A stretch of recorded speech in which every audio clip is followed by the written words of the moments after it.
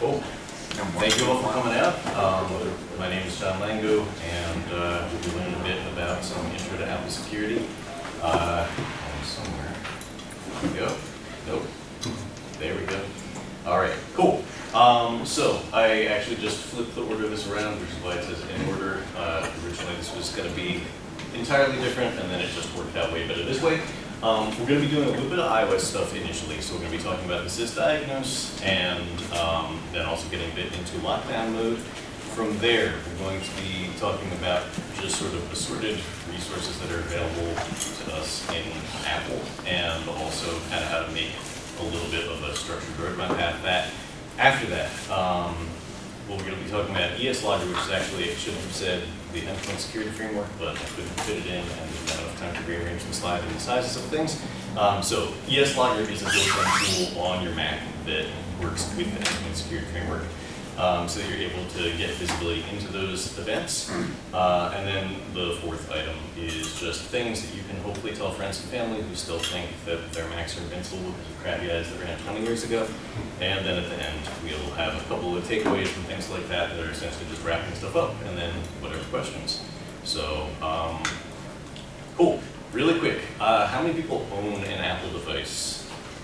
That's cool. That was sort of what I was thinking, but I was also like, you never know. Are there people who do not and are here because at work or your friends and family are Apple sheep or whatever? Yes. Okay. It is very understandable. I apologize. Our operating systems are way less customizable. And, I don't know. Are you more Windows or Linux or? I am for Windows. I have to learn how to fully support Apple devices in 3 weeks. Good luck. Hopefully this will help some. It's certainly the resource part. But okay, cool. So that is good because that was not the split I expected. I thought that might be more Windows and Linux. But is anybody been following Karuna and Darksword? Okay. In some ways, it's better that you're not. It's this massive iOS exploit we'll get into a little bit in a bit. That is sort of the first time historically that iOS as an operating system is sort of seeing these mass attacks at Android, and various other things we've been seeing forever, but for us, these were both released 2 weeks apart in March of this year. Or rather, they've been around for longer than that, but all the research came out around then. So, and has anybody tried lockdown mode? Yeah, all right, cool. Are you still using it, or was it like too hardcore? Just wanted to see what it was, understand how it works. Yeah, cool, nice. All right, so we'll be talking about lockdown mode as well. So, who am I really quick? My name is John Lango, and I spent 4 years teaching iOS accessibility, primarily screen reader that's built into the iPhone, a little bit of iPad, and I do a bit of IT support and repair these days, looking to make that more of a full-time thing. I was fortunate to attend the 8th version of the Ubiquitous conference, and I took Jaron Bradley's Threat Hunting macOS class. I took an unwise percentage of my personal savings and just sort of threw it into that. I just sort of didn't know Apple security existed until the tail end of August of last year, and it just turned out that the conference was that soon, and I was like, well, I've got to try this because this is something that I've already been like interested in anyway without knowing that it was like an actual thing. I've been teaching music forever, and I've been to Buffalo a couple of times playing drums. Mohawk Place was pretty awesome. I hope that they reopen it. But yeah, so regarding OBTS v8, there were a couple of things that are in this talk that specifically came out of that. ESLogger was something that we talked about a little bit in Jaron's class, and then he also goes more into it in his book. Has anybody checked out his book at all? Probably not, but it's definitely worth checking out. That will be a good resource, both of his books, for you especially, but also Patrick Portals, which is getting too short. I mean, there's more than that, but those are the kind of main ones. But that's also one of the talks the first day, freaking out and got me interested in sysdiagnose, and then that also kind of turned into lockdown mode a couple of days later. This was just to sort of put the thing back in order, which I forgot we didn't need that slide anymore, but hey. So, sysdiagnose. This is available on all Apple devices. We're going to be just talking about it with iPhone because it's just sort of the one that makes the most sense for what we can fit time-wise. we're hopefully going to fit all of these things in. Some are probably going to be a little bit longer than others, but I'm keeping an eye for the 5 and 10-minute warnings, as well as I've got the timer over here as well. So essentially, when you run a sysdiagnose, it pulls assorted logs and runs a few seconds of top. It runs PS logs and other classics. And then you end up with a pile of text files and logs, some of which are, you can just sort of open them anywhere, and then some of them you do need to open either in the Apple console or something else that's compatible with reading that stuff. One tool that I don't have a slide for but want to mention is Mandiant put out a unified log parsing system. I think it's some Python scripts. That is a really excellent tool and definitely one worth looking into. Some of these tools, one of the sysdiagnose tools that's coming up in a few slides actually uses that on sort of its back end to help process things. The talk, so I don't forget, Sarah Edwards, the Power of Power Logs. This is the only SANS cert that is for Apple products. Sarah is both the author as well as the teacher. Do you have that? No, I was going to ask you, is that also available on like tvOS and watchOS? Sysdiagnose, she said, is available on everything, and I trust her. And it provides slightly different logs and everything. The phone has the most logs by far. But there is a way to pull a sysdiagnose, I think, if you've got the vision and you press whatever the physical buttons are. Generally speaking, there's a physical button combination. We'll not jump ahead to too many slides because I will be all over the place in no time. But yes, it is available on those. You probably would have to dig around to find how you're going to do them, but it should be in some capacity. The biggest thing that she said when I was sort of like, okay, sort of like a serious thing, is that most of the logs disappear after 3 days. So if you notice anything fishy with your phone in particular, but any Apple device that especially you don't maybe have as much visibility into, pull the sysdiagnose as soon as you can, because that is the primary source of your logs. So let's see. Sarah's talk is mostly focused on, she is like a forensic expert in the, she does research but is more on the legal side of things, from what I understand. And so she was talking a lot about how you can sort of make connections in people's data. Her pattern of life examples were, she had a sysdiagnose from her phone from the flight within like the day or something like that, and there was like her sitting on her bed scrolling through some social media app, and you could actually see, it has a lot of information redacted. You can't see necessarily what individual URLs you are looking at, but you can see like, you watch this one for 5 seconds, you watch the next one for 3 seconds and stuff like that.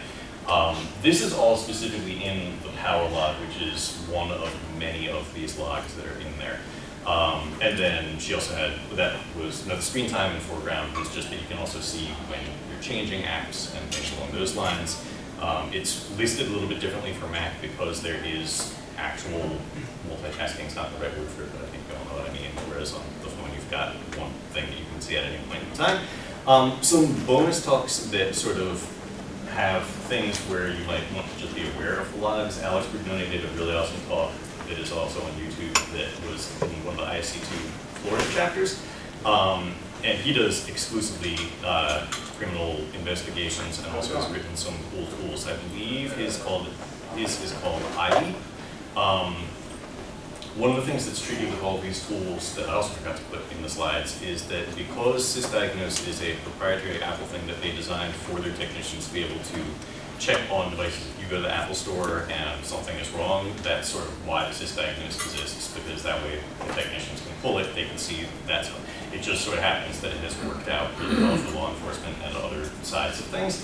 But in order for him to keep his tool up to date and maintained, every time a new update comes out, 26.5.1 or whatever, if there are changes in how those logs are written, and there tend to be a lot of random arbitrary changes that Apple makes with a lot of these things, not just the sysdiagnose logs, then his tool needs to be kind of modified to adjust for that and so on. He had one example about somebody who deleted an app, got busted, like he heard the cops knocking on the door, deleted the app before he opened the door, and then feigned never having heard of that app and stuff like that. He was like, actually, it looks like you deleted that when we knocked on the door. And then also the distracted driving one is one that, like, I have a lot of friends and family who text or call when they're driving, and like, your phone knows that. And if you get in an accident, they will be able to tell that like really easily. This isn't even with like a hard tool, like celebrate tools where you are pulling the full file system. This is like literally just sysdiagnose that like you can pull relatively easily. We're not going to talk about this one because I'm going on way too long about sysdiagnose. However, this one's amazing and definitely worth checking out. I will have the slides posted probably by Monday because, as I was starting to mention to somebody who was in here very early on, a lot of the slides in the middle did not, like, they look completely wrong on this and they're actually not that much easier to see even on the screen, but they're better on the screen than on the laptop. So this is, we're not actually doing it on a Mac, but I just wanted you guys to see if you did it without the key combination on a Mac and you actually run it, because we've got a shell and everything, you get this massive warning that is a wall of text that boils down to that part in red, which made it a little bit easier to read, is like all of this stuff that you probably don't necessarily want people to randomly have. That second to last talk, this talk right here, from the SANS DFIR Summit, they specifically pointed out that people don't realize that this PII is floating around in sysdiagnoses, even if it is slightly less personal than stuff that you can get on a full file system. And just to not post them randomly, one of the guys, I believe it was Ninja Boy, said that he saw people just randomly posting this on forums when they were trying to get help with weird Apple issues. And he was like, please don't post these. So, okay, when it comes to sysdiagnose and malware detection, which is the thing that I'm much more interested in, although this is a much more recent interest sort of branch of the sysdiagnose, another talk at OBTS V8, OBTS predicted by the Sea, it's the Apple conference. I'll probably never remember to say it again, but I remember to say it this one time, so hopefully it'll stick. Matthias Friedlandsdorf is like one of the top researchers in malware iOS forensics.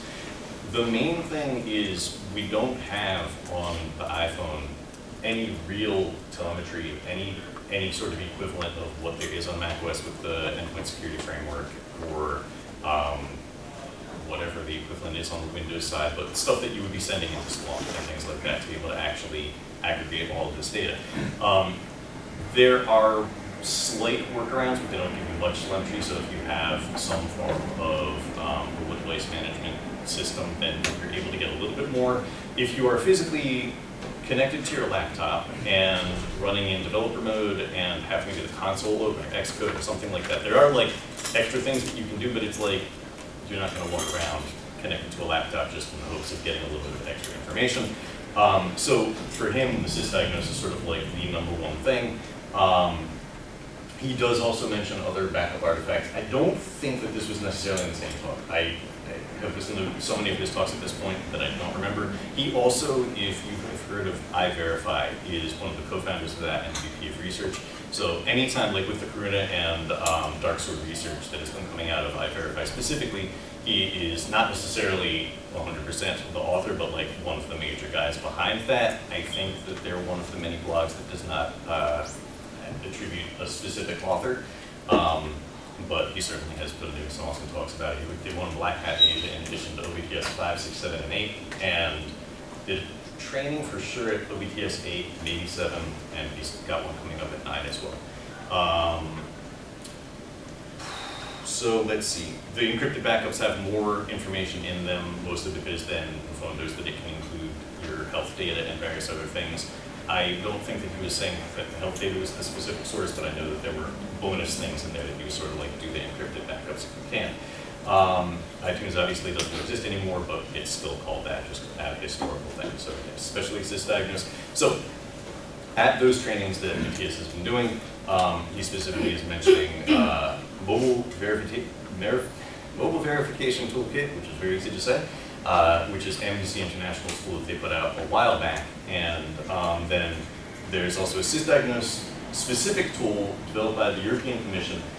David DeVoe and Aaron Kaplan both gave, I believe, one of the first talks on this, possibly it was within the first couple. There was one in Quebec that I found later than this that might have been a little earlier, but the Act Blue Luxembourg conference, they released this tool and they did a really cool walkthrough of how you can specifically use their tool that they released, sysdiagnose analysis framework, in order to take somebody's sysdiagnose, sort of parse it using that, not MSC,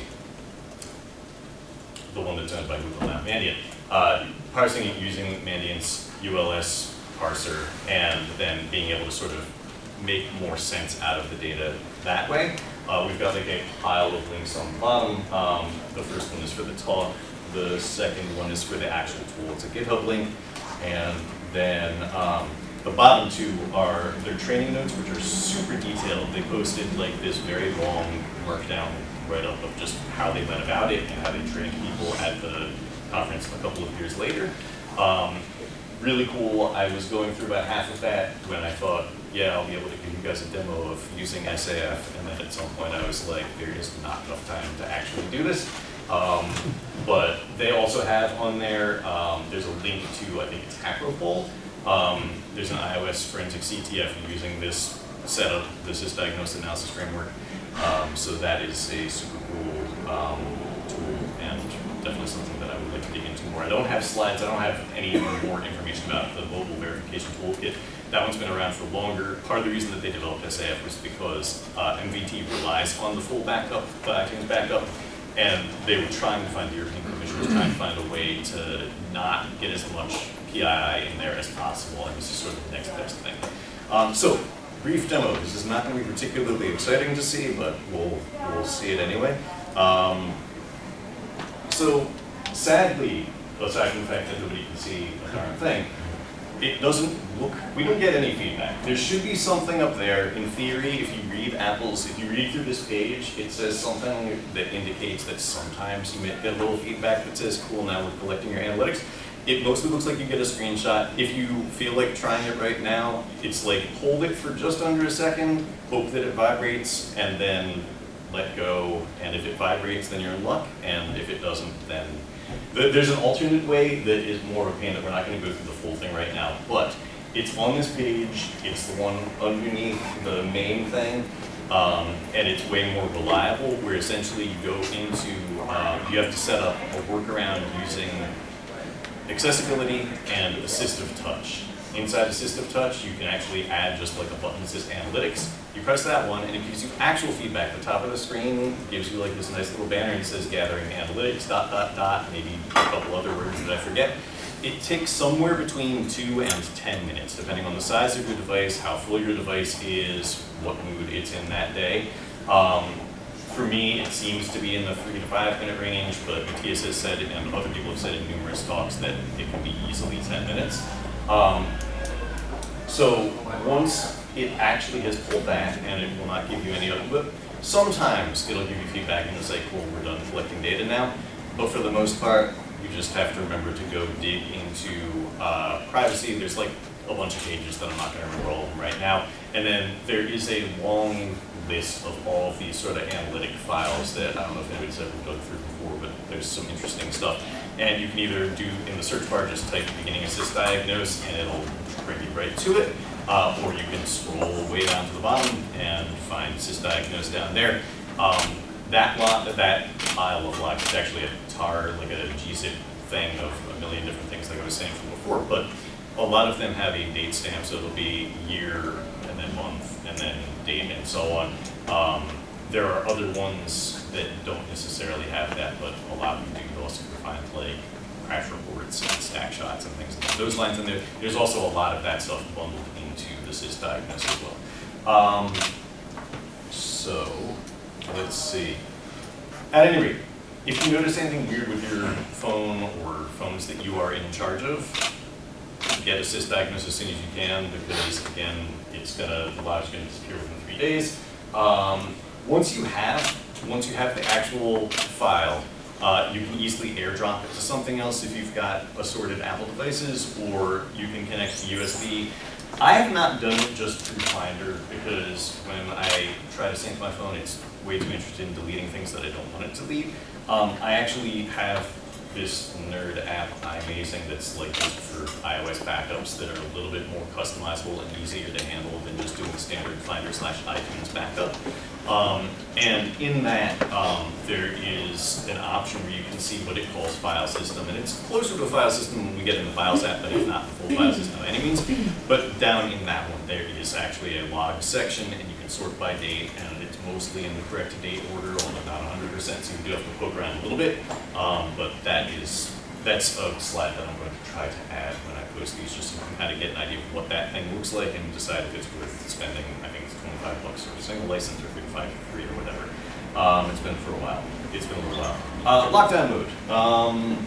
We're going to go really fast because we're somehow halfway through this already.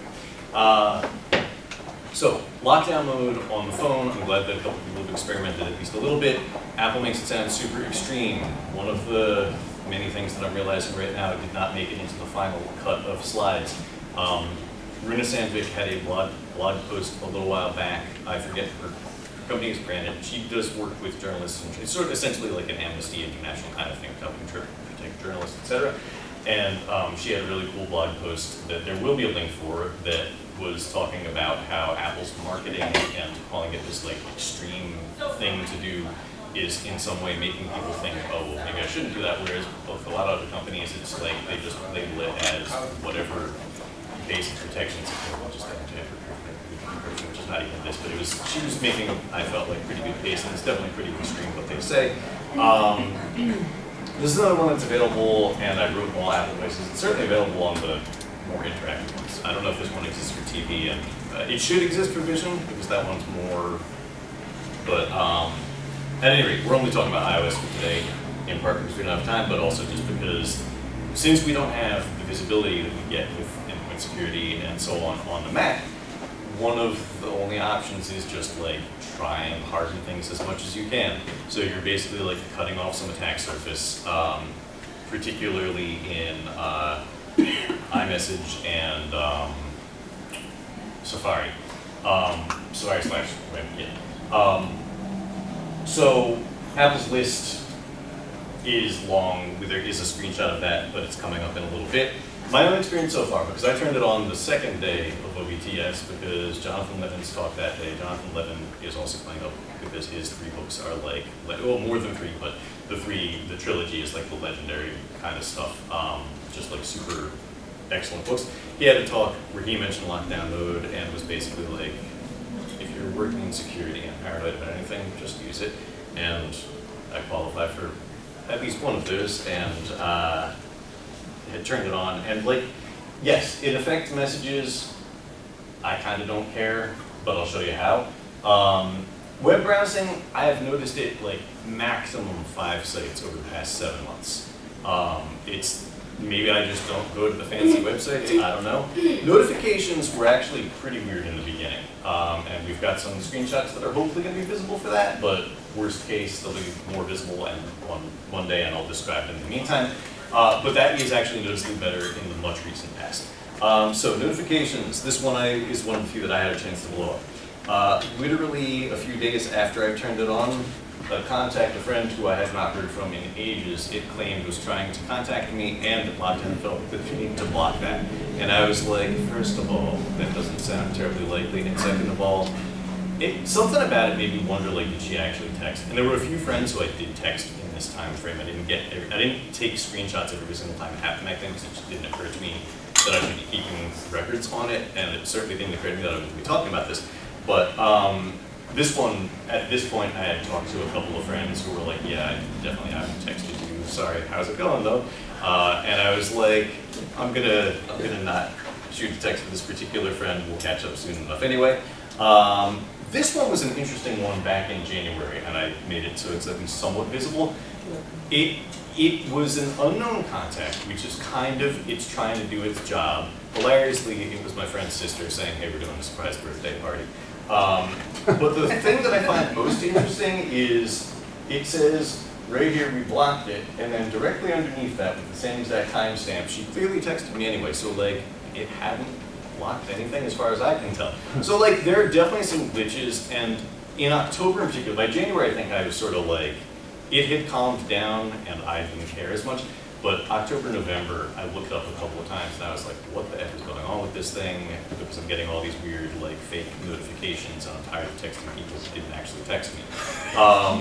So when I was poking around for that, it seemed like there were many people in the same boat, and it was just the consensus was Apple doesn't have enough people using this to care and try to fix it. But I don't know, they must have cared at least at some point, and yeah, we've got a couple more, and the main thing is it's definitely toned down quite a bit. These ones we're going to skip for right now because the next one actually makes way more sense. The first one was, this one has to be fake because that person would have never FaceTimed me. That is a parent of a student. We literally text to set up lessons. FaceTime just doesn't make any sense. I did not remember to ask her, but I also know her well enough to know that she didn't FaceTime me. The one time out of probably 30 false alarms that it said about somebody FaceTiming me, this was a colleague, and we had literally just finished saying, hey, let's FaceTime in a couple minutes because we were trying to sort something out. And I said, cool, I'll call you, and I think he got impatient and called me, and all of that kind of checks out in many ways. So that time, I didn't remember to ask him either, but I believe it. Okay, cool. There was one time out of many where it actually did something. And I don't know why it wanted to block it anyway, especially because he already is in contact. This one, so we don't have time to get into all of this. Nickname was something from last year. Basically, there was a hole in contacts / iMessage again, where the way that somebody can have like a custom photo or emoji for themselves or whatever, and also like whatever their name is, there's a way that that can update sort of behind the scenes, and that was being exploited. I forget if it was NSU or who exactly. And so this sort of alert that I got over there is interesting because it seems like they were trying a year later to be like on top of that, and I mean, of course, they had patched it by that point. This, though, is also like a benign thing. It is somebody who I don't specifically know, but it's in this massive text, and it's just a friend who sends out texts on holidays, and this was some friend of his, and download was being really protective. Super cool information that we don't have time to get into because somehow we were all really late.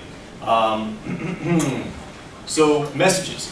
The biggest gripes that I have with messages, and it's like, again, I don't care, but other people might, hyperlinks don't work. So if it's just, yeah, you saw that.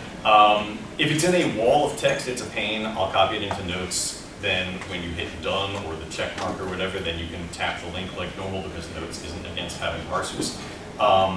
If it's just a link by itself without a wall of text around it, then you can just copy that and dump it into Safari and you're like good to go.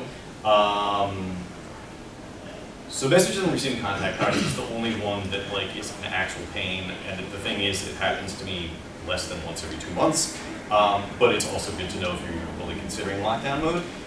Contact cards basically don't download, so you have to actually turn off lockdown mode and go around it, or you can just say, hey, can you email that? If you're going to turn off lockdown mode temporarily, this is where we can actually see all of the things that were like, don't use lockdown mode unless you're under a cyber attack or whatever. But it's like, it's not that big of a deal. And yes, we can see the full list. We don't have time to actually read through it right now. Then you get this sort of bonus thing, and you have to put your passcode in, and your device will reboot. Same thing when you do turn on lockdown mode. If you do, it will have you put in your passcode, and then it will reboot, and so on. And then once we're on the other side of it now, it's like an actual downloadable link. It says unable to download item to me at least most of the time, and then it downloads it anyway, so yet another weird little hole. But at any rate, I'm still using it, and I intend to keep using it. I am by no means saying, hey, you need to use this, but I also do want there to be alternatives out there to just sort of like 10+ sources that all show the same, this is how you turn it on, and then no actual information about what it looks like, especially because it's not that big a deal yet. It's a little bit of a pain, but like, I don't know. This was stuff that just showed up in other like news and social media resources. Let's bang through the resource list, and then we're going to try and get through the fastest version of ES Logger and the other thing on the face of it. We're going to skip 90% of the details on this just because the sysdiagnose and lockdown mode I timed less than I thought. There is obviously less stuff than we have for other operating systems, but at the same time, there is a pile. Both of Patrick Mortall's books are free. taomm.org. I forgot to put that as a link at the bottom. That will be in the finished slides that actually get posted. The first 5 chapters of this are like, even if you are coming from a completely non-technical background, they're just like really good, easy to digest information with a couple of bonus terminal commands thrown in. The second half of the book is a little bit more hardcore and using butter and using assembler and stuff like that. But it's still, they're phenomenal. The second book is, I'm not as familiar with, but a lot of it is digging into the endpoint security framework and detections for malware and how to write tools with that. Patrick is involved with basically everything, and just check out, he's got like, in addition to talks at every one of the OBTS conferences, he's had multiple DEFCON and Black Hat and every other talk imaginable. He has an amazing blog and a malware collection and so on. This is another really awesome sort of starting point talk that can just sort of get you up and running with how the basic stuff works. We're not going to be able to describe any of these at all right now, which I was kind of hoping to get into. Some of these are going to help with the ES Logger thing. This one was one of the first ones that got me sort of hooked on just understanding how things work in general, because well, they actually got rid of PS3 as a command a while back, but launchd is process number 1, and when you're trying to figure out process trees, things just point back to that, even if it doesn't make any sense. Jaren's also got 2 books. Threat Hunting is one that just came out, and 2 months after he released the first one, they changed the name from macOS X to macOS. And that's one of the things to watch out for with all the resources in general.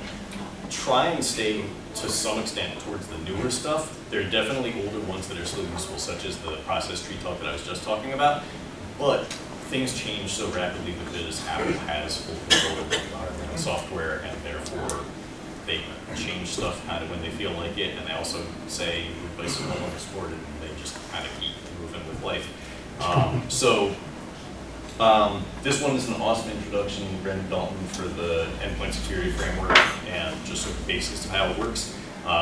Talking about the authorization versus notify events, breaking down sort of things in user space versus kernel space, and has a cool malware detection demo in there. This is an amazing one. I was not so familiar with how incident response works in general, and Shannon sort of talks you through the logic of thinking through one of those attacks, and also ties it in with some, there's some cool like stuff if you're not as familiar with how corporate networks work. Excellent stuff in there, and also mentions the MITRE attack framework for macOS specifically. This one's awesome for starting to get an understanding of TCC, which I was really looking to get into a little bit more, but we can't. That's like anytime it says, hey, do you want this app to access your mic? Whether it's on the phone, where it's a JSON file, or on the Mac, where it's a SQLite database. Everything is SQLite database is kind of, that's where that is. And then this is, I would say, a really nice starting point-ish talk with Patrick. Most of his talks are like a little more hardcore. This one is like super hardcore about crash reports, but it's really excellent and stuff that I'm trying to wrap my head around a lot more.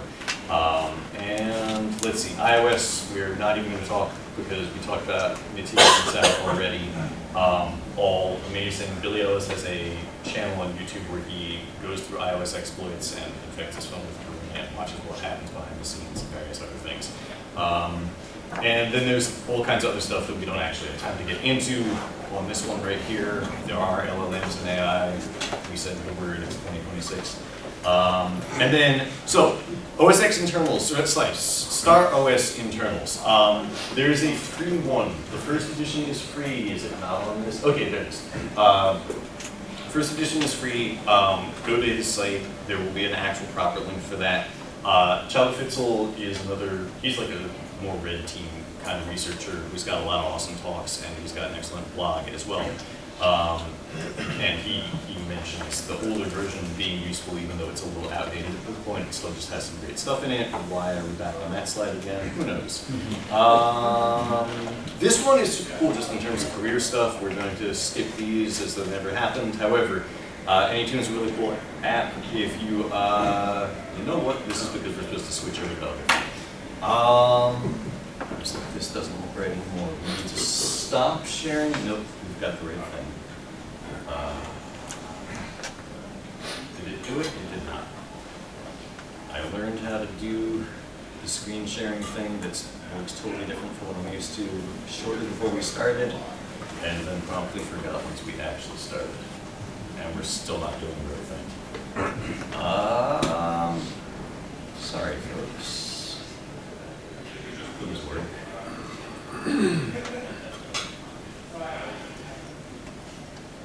There we go, and this is horrible.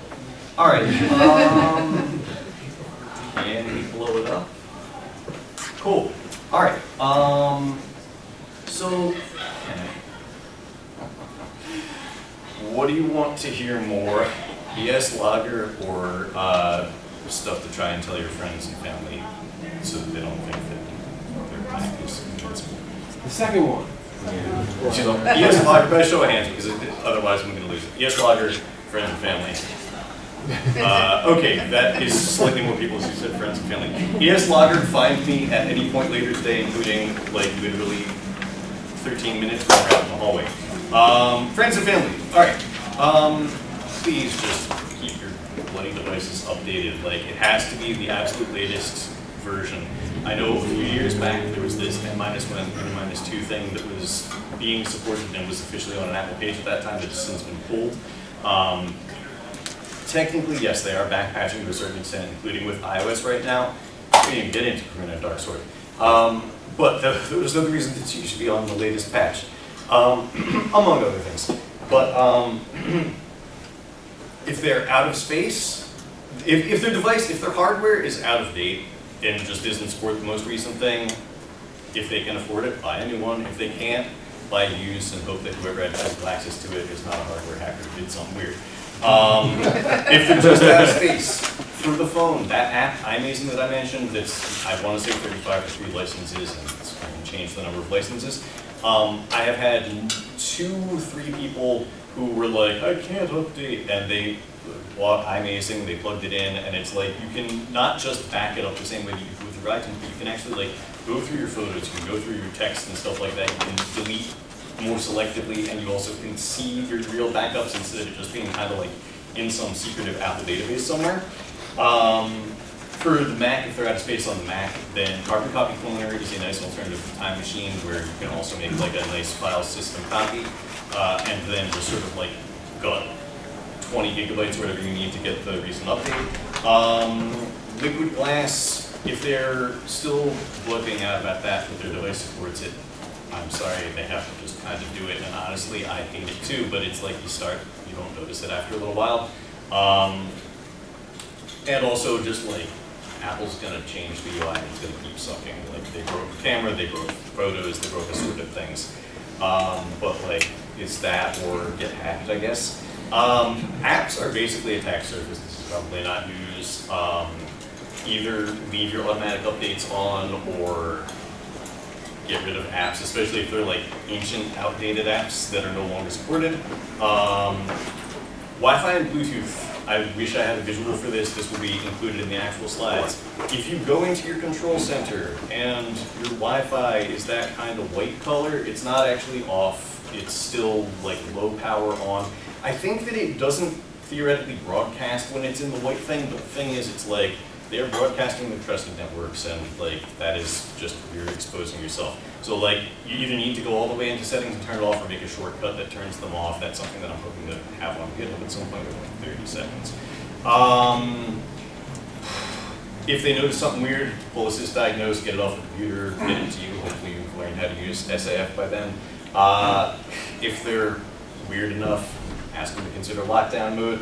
And then if you guys have checked out, what the hell is it called, Free Buddy Problem, they've done some awesome stuff, especially with the recent Karuna and Dark Sword stuff. Austin Ryu, who is one of the researchers there who previously worked at Kaspersky, had a tweet that I found from a while back that said, in addition to lockdown mode, disable FaceTime and disable iMessage for out of time. And then also power down and actually reboot every day, because power cycling on iOS technically gets rid of persistence. However, the thing is, when they've got a reliable 0 day and they actually care about you, turn your phone back on and they go effective. So like, it's not perfect, but it's better than nothing. Thank you.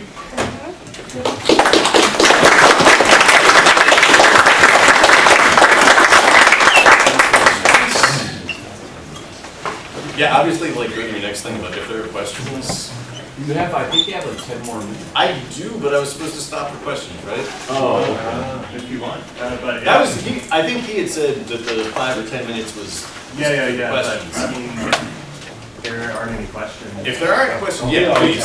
Yeah, so when you showed me where it showed that something was blocked, Yes. whether it was message, any of those things, does it allow you to create an exception for those in mind? So, I did not see that as an option. It's not impossible. Do you mean for that specific contact or something? Right, for a single instance, like, because you know it gets noisy in the beginning. Yes. So like from a security perspective, you know, you can, in a general sense. Yeah. That's something, but curious about it from the. Right. So I don't know, first of all. One thing that I do want to mention is I think I had a freak timing where it was noisy, and it just so happened that I signed up within the 3-month window and Apple started caring and decided maybe we shouldn't make these really weird freak alerts for everybody. I don't think that it was just that my phone sort of calmed down over time, but I also have no reason to really actually know that.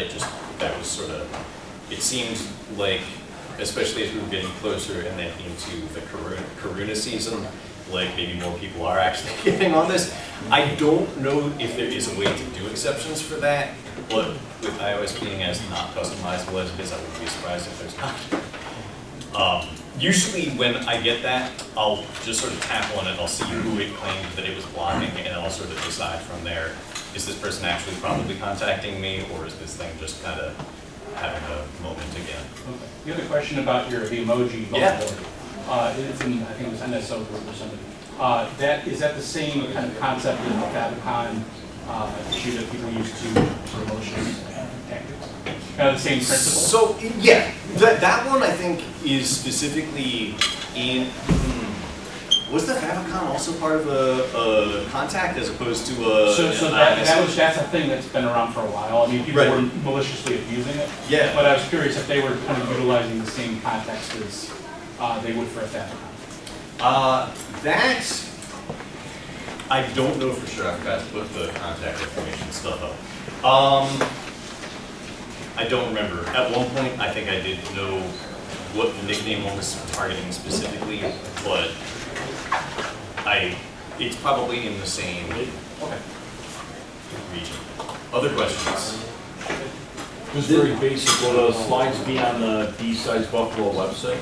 BSides Buffalo website, I have no idea, but I will ask Matt. But they will they're be, right. I'll have them posted on GitHub. So this has a link to my LinkedIn, it has the GitHub, I think it has a third link that I forget. And the GitHub stuff is going to be up like one day at 5 p.m. because I'm going to get home kind of late tomorrow and then need to go and resize a bunch of them and add all of the links that I forgot to put in the first place and a couple of other spots. Yeah. Thanks. Absolutely. Hey, as a dad, someone who like ships iOS or mobile apps, is there a way I can determine what data will get pulled by sysdiagnose from my readers? I Is don't it know. like in like the different data storages, like the local data, for example, or use like local SQL, like how do I know what sysdiagnose what or what I have access to? Do I just have to like work on it myself and kind of pen test and reverse engineer as I'm kind of like building? Right, that is definitely a good way to go about it. First of all, as with these other questions, as you can tell, I don't know. But what I'm thinking is it's more running like the equivalent of PS logs and those kinds of things. It's more kind of checking what the system's doing in general as opposed to looking into what specific apps are doing. Since it does have stack shots and stuff, I suppose that if your app is running and or crashing at the same time, that information will get pulled, so there could be some stuff, but yeah, I'm not gonna find the files quickly enough right now. Yeah, it's a good question. I think that it's not entirely like that, but yeah, I don't know. Other questions that I don't know how to answer? With lockdown mode, with like your one-time tokens that are getting texted to you from whatever thing you need to log into, does that get in the way of locking? No, they actually, that's an interesting one, they don't. And a lot of times those are just coming from like SMS. And it does seem like interesting that now I'm thinking about it, and a lot of the ones that are getting blocked are related to either FaceTime or essentially iMessage features, which are the same two things that customer value was like, maybe turn those off. But SMS, I think because it is sort of the more universal and less secure and more ancient protocol, I guess Lockdown Movie just doesn't care about it. Or at least not in the same way. But it's also like there's less extra stuff to parse in those, I think. Other questions? Actually, I'm gonna have how to answer that Yeah, I one. guess that's a follow-up too, is like, so, Yeah. I mean, I'm just migrating from Windows, I just got a Mac like 3 months ago, I'm still very new to it, but, I've got base iCloud, so I actually don't even have my messages backing up there, because it just fills immediately. So I have an annoying problem where I'll get a message on my laptop and my phone, and they don't sync when I delete. So in a situation where my phone was in lockdown mode, would those messages still go through on my Mac? Is your Mac, so when I forgot to say this one, when I turned it on my phone, my Mac several days was like, turn it on. Okay. And I just haven't on my Mac, I don't know why. Now it's on recording, so you can hack my Mac easily. So if you turn it on both, I don't know. I've actually never turned messages on my Mac because 10 years ago, a friend had some issues where he was like missing keys and stuff because it would go to his Mac but not his phone, and then somebody would be like, well, we just went to somebody else's, he would write back. And that syncing thing has been around forever in some form or another, and I just don't trust it. For the actual answer to your question, I don't know, but one option might be just don't have it on your laptop, as long as that's like reliable, which it is nice to have the keyboard and stuff at times. Anyone else? Thank you. Yeah, please. Is there anything unique about the way a Mac might get infected with malware? So anything, man, there's so many pieces I didn't get to.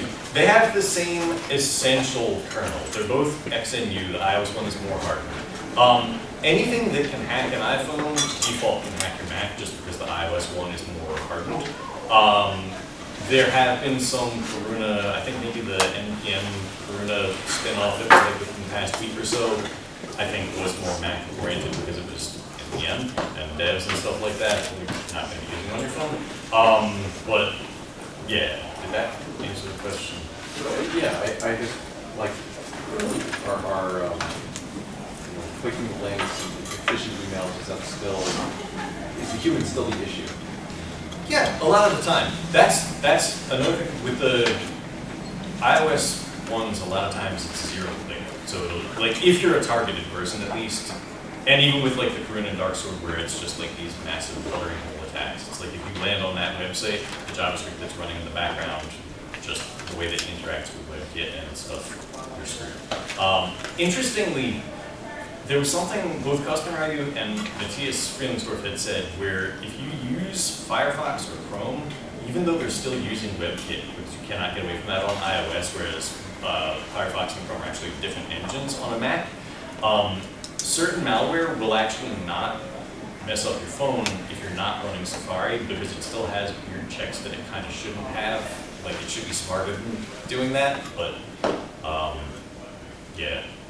I think I'm still not answering the question. I'm like fried right now. I apologize, everybody. I mean, yeah, when it comes down to it, the attack surfaces on basically like every computing platform are similar. Right? There's like things that are in the system utilities that you can beat up. There's application, look at Adobe Acrobat, right? Giant attack surface for years. So I think you're like the attack surfaces are, you know, what applications you're running, especially commonly used stuff like browsers and Adobe Acrobat. Sometimes it's the system or system utilities that have shortcomings, and in some cases like deep-seated things from the 80s and 90s when you start talking about like macOS and Windows. So from that perspective, right, I think almost any computing platform has sort of similar attack surfaces and similar concern. And right, iOS does a better job of locking things down. But at the end of the day, if there's no, if the preview app has a vulnerability in the font rendering thing that gets root, right? What can you do?